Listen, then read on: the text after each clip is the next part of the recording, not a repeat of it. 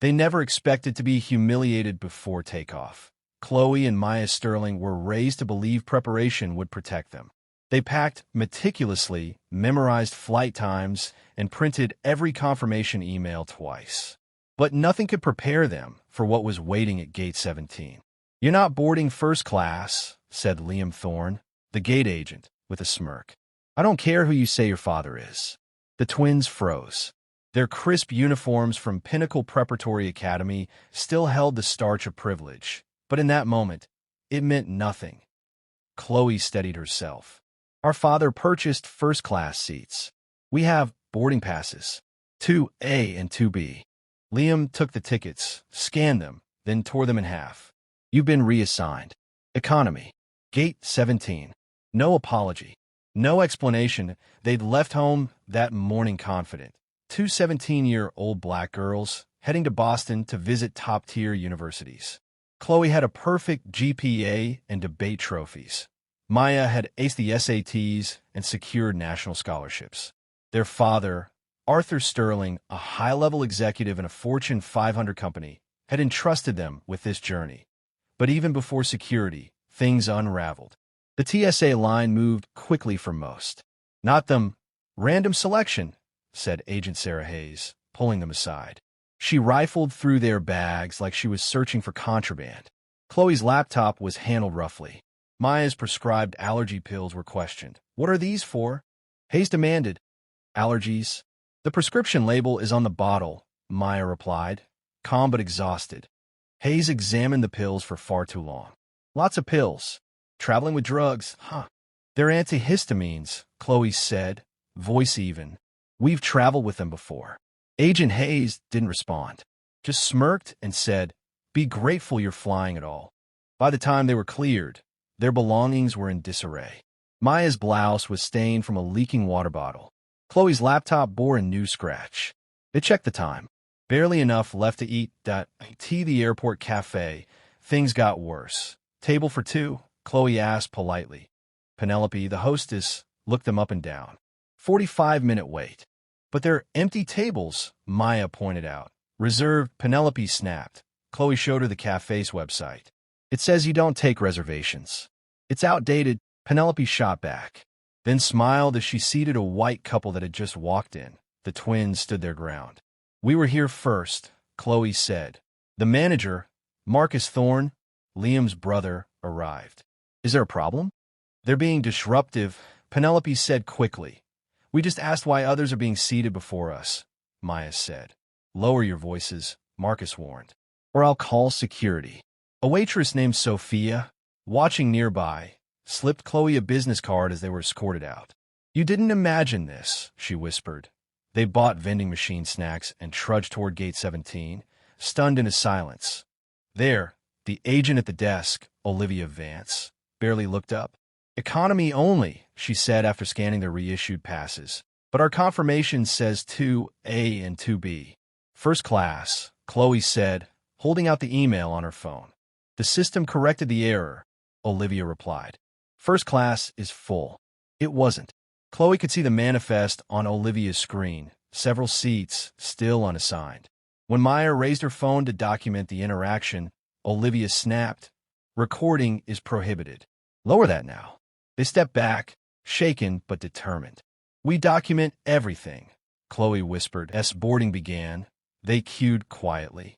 Then came Parker Jones. "These look odd," he said, examining their boarding passes like he'd discovered forged currency. "I'll need more ID." Maya showed her Pinnacle Prep student ID. "It's official. Easily faked," Parker said dismissively. "Do you have a passport?" "No, but our names are in the manifest," Chloe said. "You scanned our tickets."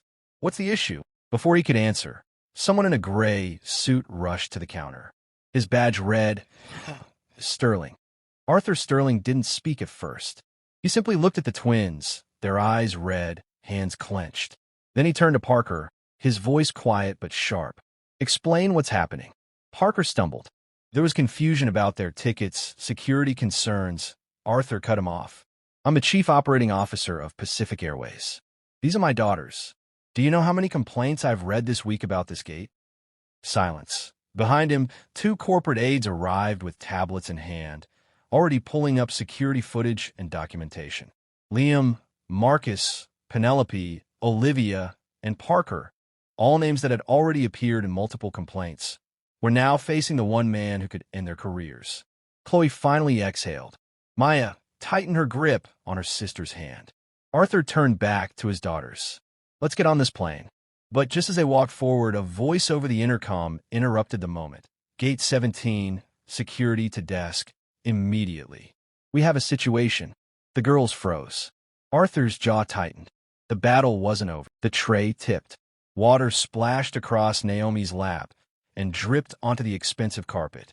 "Oh my God, I'm so sorry," Lauren gasped, eyes wide. Completely accidental. Naomi sat still, soaked and humiliated. The luncheon at the Whitmore estate had been designed to impress. Now she, pregnant, the daughter-in-law, was the center of a very public embarrassment. "It's fine," Naomi said through a tight smile, reaching for a napkin with shaking hands. Ethan's voice cut in. "Mom, that wasn't okay." Lauren laughed it off. "Lighten up, it was an accident." But everyone had seen the flick of her wrist. No one said it aloud, but no one believed her. Later, Naomi stood in the guest bathroom, dabbing her skirt, staring into the mirror. She looked drained, not defiant at a knock at the door. "Naomi? It's Madeline, Ethan's cousin. I saw it. That wasn't an accident." Naomi sighed. "I know. She's trying to push you out," Madeline said quietly. "She's done it before. I'm carrying her grandchild." Madeline's voice dropped. "That won't stop her." Downstairs, Lauren laughed with guests like nothing had happened. Naomi returned, chin up. Her dress still damp, but her resolve had hardened. She only needed to get through the evening. But Lauren wasn't finished. In the garden later, she pulled Naomi aside. "I just want what's best for Ethan," she said sweetly. "You're different. You don't really fit. You don't have to like me," Naomi replied calmly. "But you will respect me." Lauren's smile faded. "We'll see," Naomi added, low and steady. "I know you spilled that tray on purpose." Lauren paused. "Prove it." That night, Naomi sat on the guest bed, rubbing her belly. Her suitcase sat near the door, halfway packed. Ethan entered. "She told me I didn't belong," Naomi said without looking at him. "She's stressed," he mumbled. "The party, the baby, stop making excuses for her." Ethan sighed. "Do you want to leave?" Naomi turned. "Do you?" He didn't answer. The next morning, her suitcase was gone. She opened the door to find Chloe, Lauren's assistant, startled. "My suitcase," Naomi asked. "Where is it?" Chloe blinked.